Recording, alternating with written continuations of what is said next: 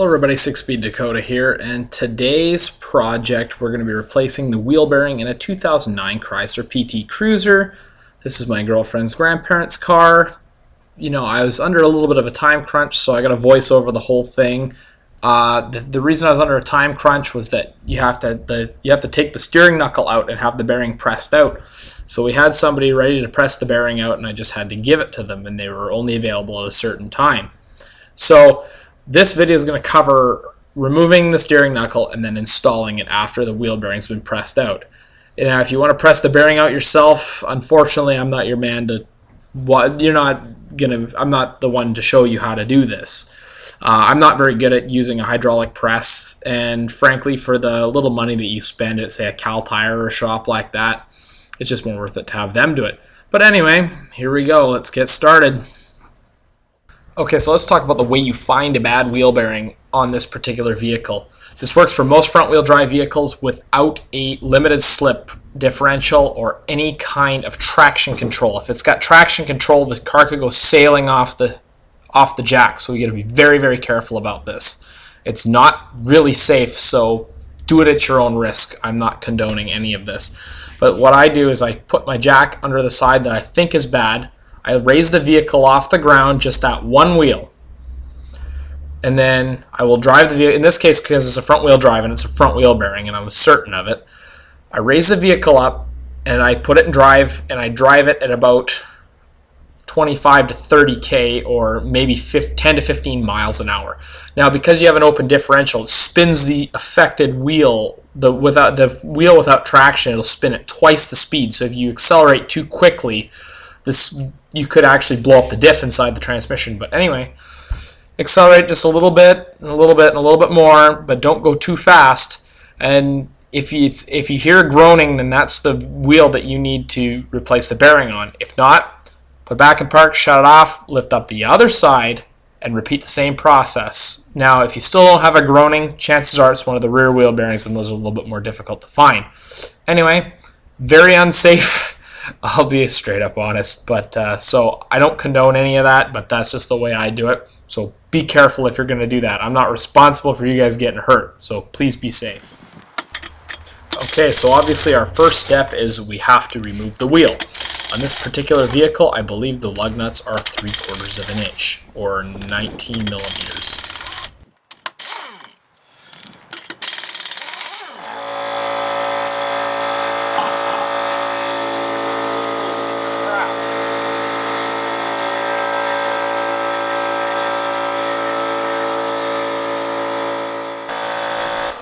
Okay, so the next step is to remove the cotter pin. A pair of side cutters works very well for this. And then after you're done removing the cotter pin, then you take the axle nut retainer off.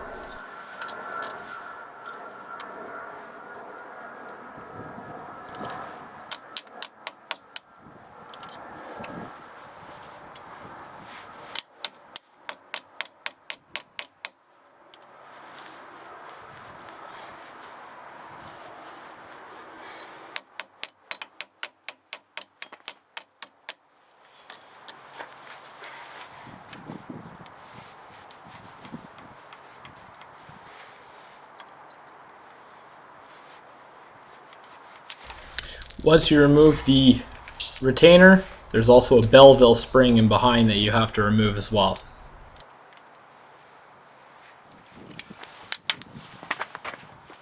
Oh no.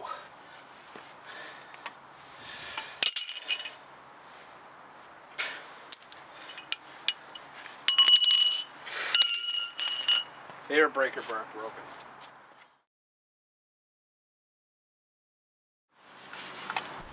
Okay, so your next step is to remove the axle retaining nut. This is a 1 1/4 inch nut. Now, once you get the nut a little bit out, what you do is you push on the nut like I just did in the video, which will force the CV axle through the bearing. If it doesn't come through, then it's probably seized and you'll have to probably hammer that CV shaft through. And you got to be careful not to knacker up the threads too badly. Next, pull off the thrust washer like I am right here, and we'll continue on to the next step.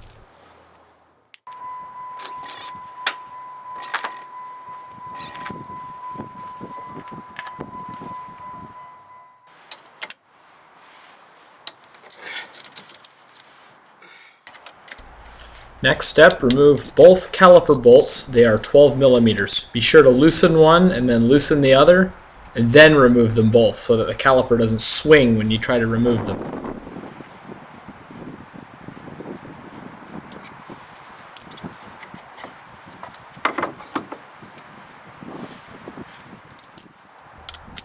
Next step, remove the two caliper mounting bracket bolts. Again, loosen them both and then remove them. These bolts are 18 millimeters.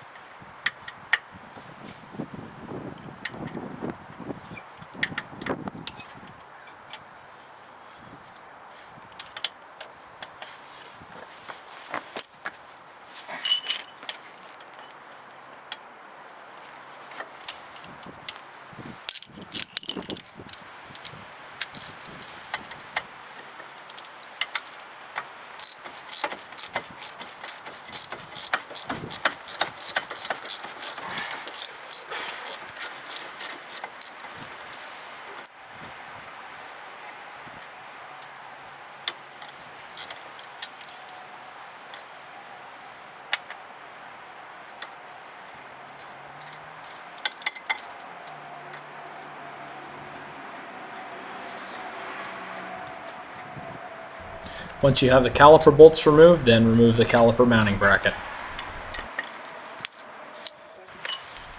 Your next step is to remove the rotor. In this case, it was pretty locked in there, so I had to use a generous helping of penetrating lube. I use Move It. It's the best stuff I can find, and it works really, really well.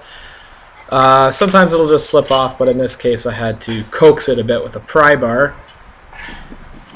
Sometimes hitting the pry bar with a hammer works, but don't hit the rotor with a hammer unless you're replacing the brakes, because that'll scar up the rotor. And as you can see, it just popped right loose, and there's no marks or whatsoever on the rotor.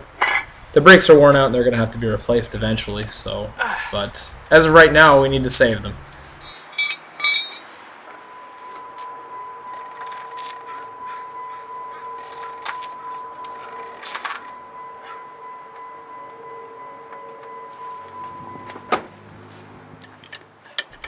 Your next step is to crack the strut mount bolt loose. These nuts are 21 millimeters. Just loosen the nut. Try not to loosen the bolt because there's a knurling to prevent it from spinning in the knuckle. I think I end up using my impact gun on there, so don't do what I just did.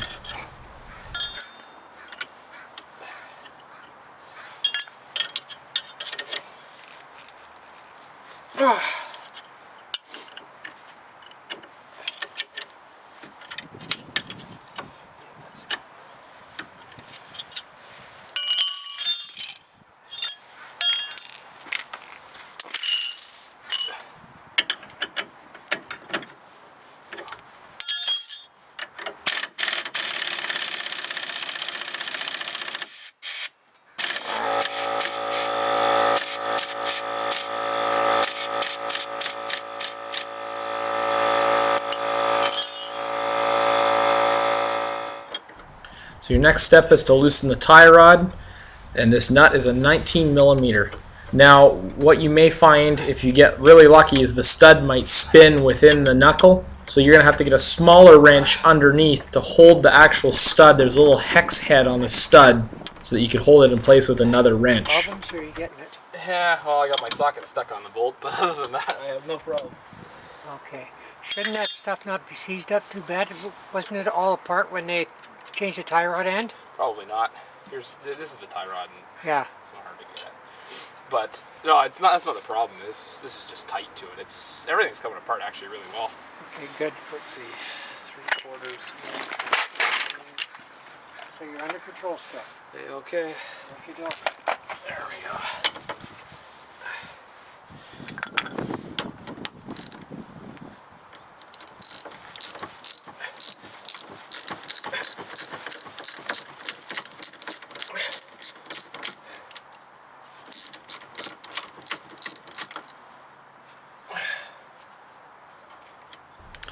Now it's time to knock it loose. So basically what I'm doing is I'm hitting the knuckle where it goes through. And then I just basically gave the stud a little tap. But the thing is that because there's a hex head on the end of the stud, you don't have to worry about damaging the threads, but on some vehicles they don't have that hex head, so do not hit the threads or you'll mar them all up.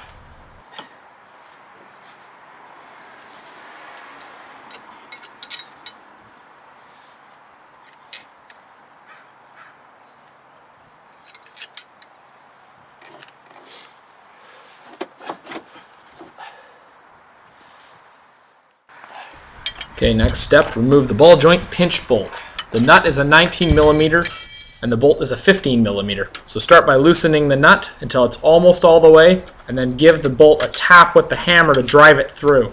Then loosen the nut the rest of the way.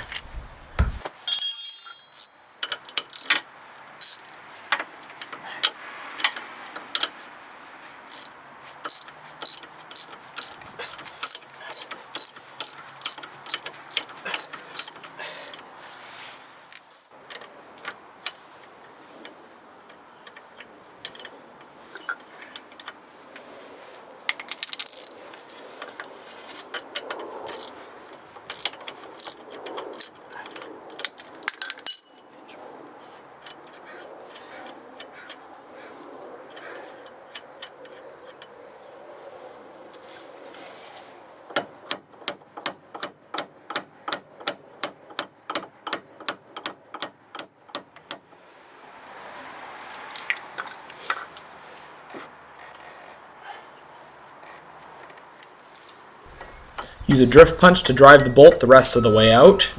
But be careful and don't whack it too hard or you're going to see what happens. It just went shooting off into oblivion like that.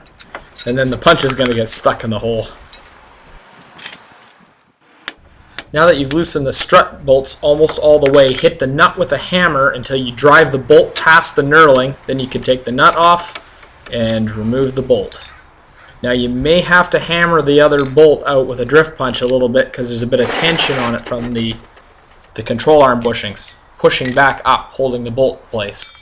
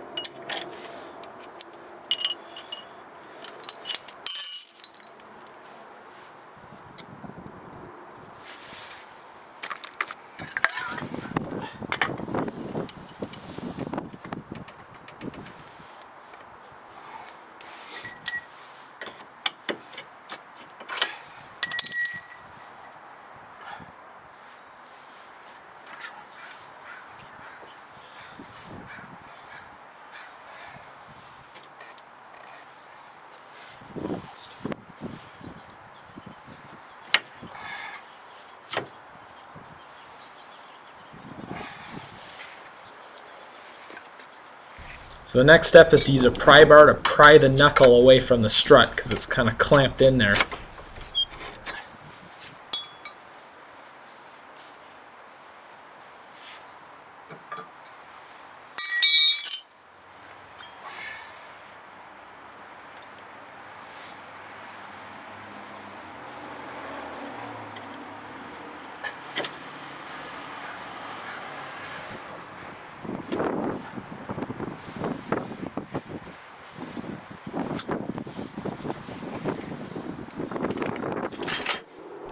So now just pull up and twist the knuckle back and forth. You may have to use a screwdriver or a chisel of some sort to separate the pinch area on the back of the knuckle.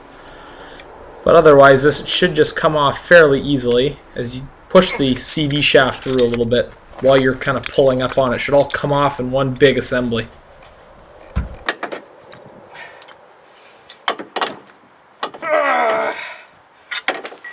All done.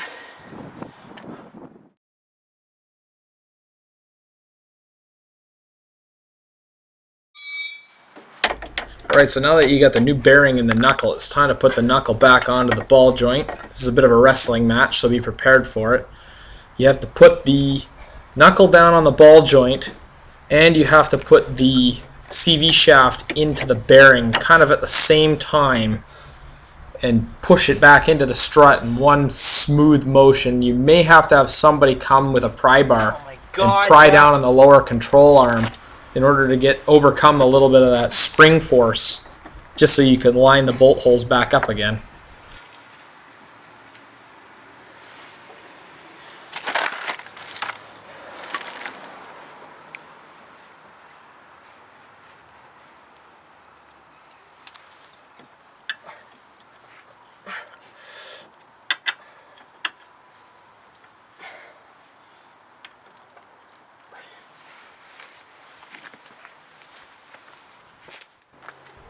So now just install the ball joint pinch bolt loosely. Basically, it doesn't sit right down on the ball joint, but it actually sits, there's a little notch in the ball joint stud, and that bolt actually sits on there. So what you're doing is you're just throwing the bolt in there for now. You can put the nut on lightly if you want. Now install the lower strut bolt and give it a good whack with a hammer to get the knurling to seat it back in place in the knuckle.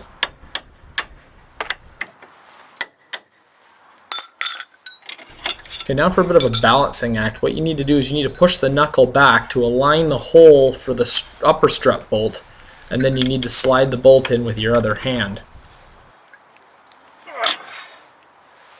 Whew.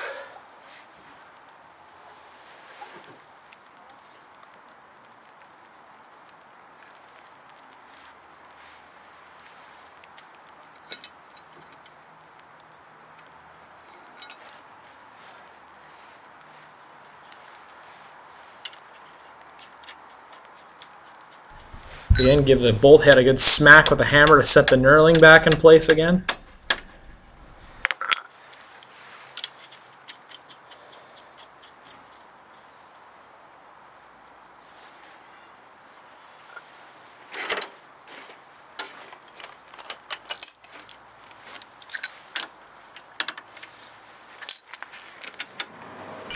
Tighten the strut mount bolts. The torque spec is 120 foot-pounds.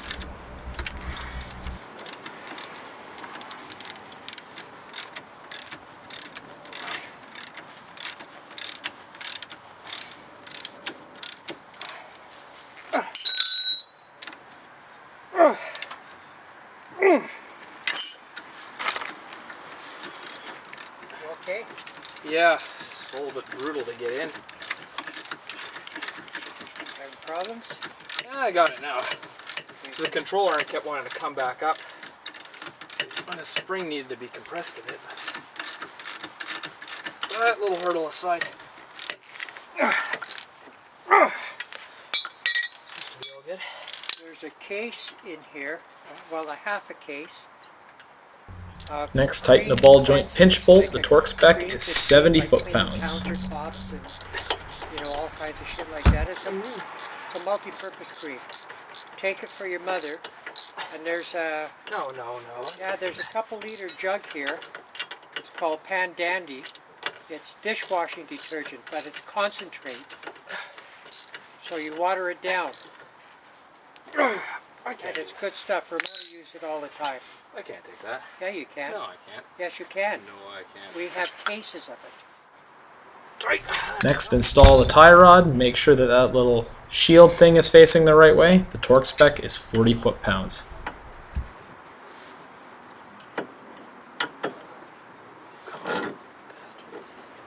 Oh, stay.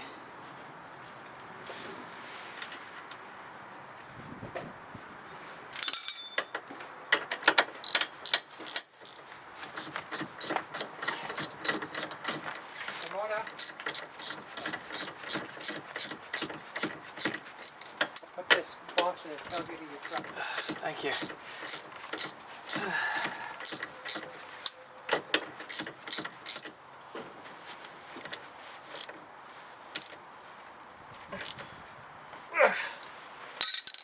All right.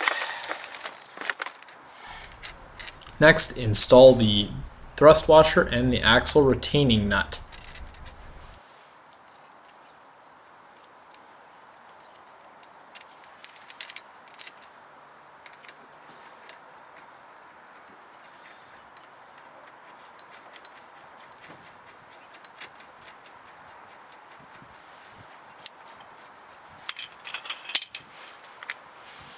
Now the torque spec of this nut is very important because it holds the bearing together.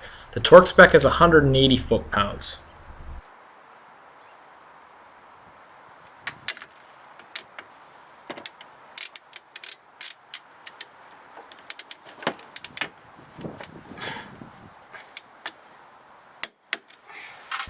Next, put on the little Bellevue spring washer and the nut retainer and install your cotter pin.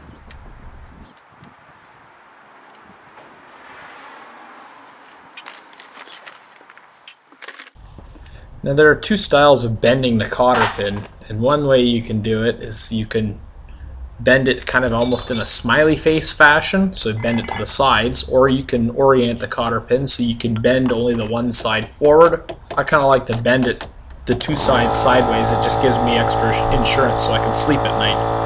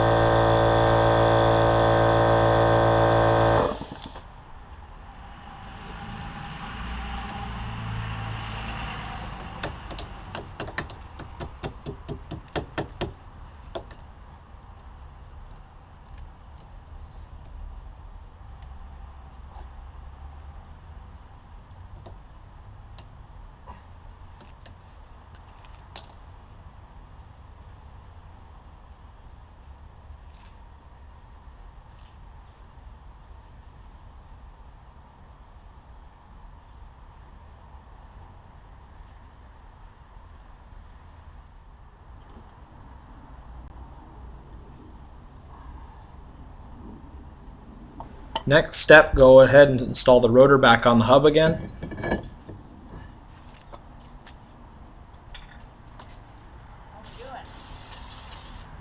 Putting the brakes back on. Huh? Just putting the brakes back on. So Almost done. why did it start to rain? Then install the caliper mounting bracket. Finished starting to rain. Remember that these bolts are 18 millimeters. A double, triple check that these bolts are tight. I actually had one of these things fall out and I was positive I double checked it. So if need be, put a little bit of blue Loctite on it as well. Okay.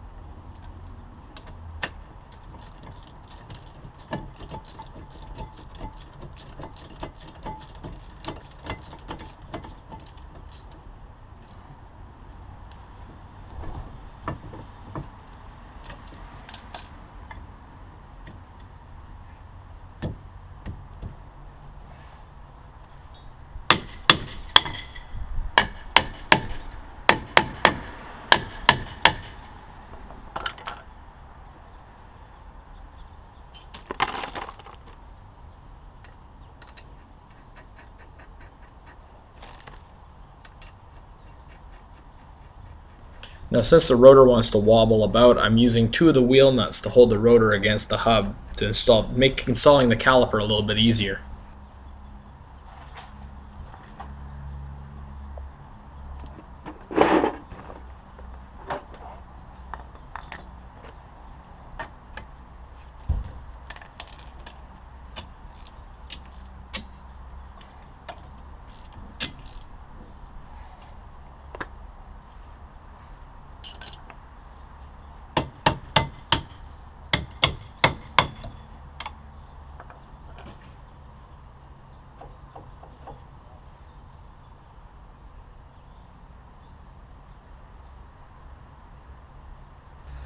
Your next step is to install the caliper. Now make sure that the bolts are tight. Double, triple check them too. They don't have to be super tight. They're not really heavy bolts.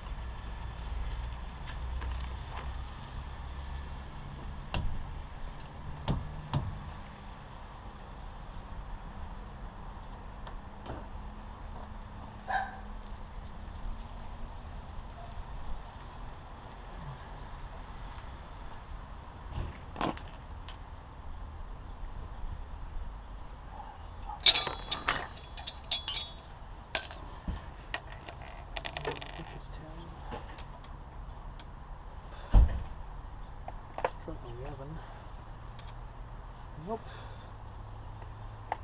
12. Third time's a charm. Pardon me? Is it third time's a charm, maybe? Extension.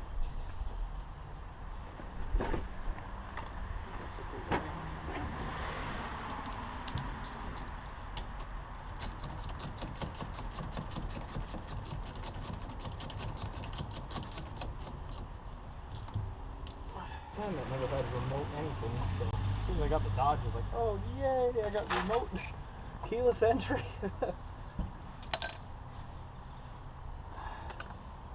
I don't even think about it anymore.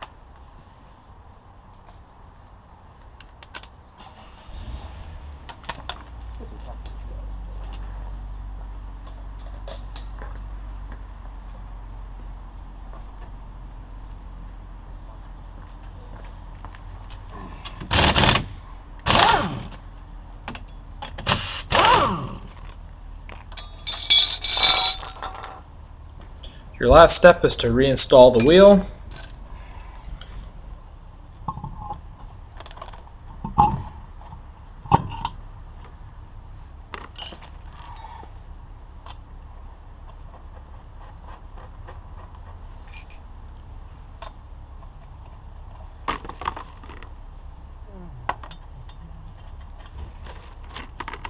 The wheel's not going to fall off when a car driving down the road now, is it? Well, mine hasn't fallen off, so I think you're all good. Okay. I trust you. Thousands wouldn't, but I do. What? I said, I trust you. Thousands wouldn't, but I do. Trust me.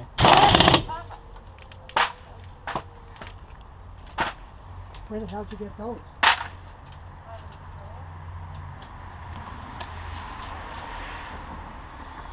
Let's see, let's go 100. Be sure to correctly torque your wheels. The torque spec is 100 foot-pounds.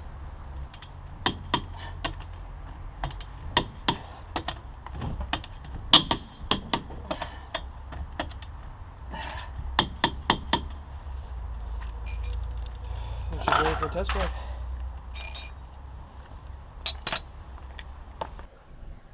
Alright, so the very final step is to take the vehicle for a test drive. Unfortunately, I was beaten to the vehicle to take it for a test drive, but drive it around, make sure there's no groaning noise, everything feels it's okay, brakes work correctly, so on and so forth.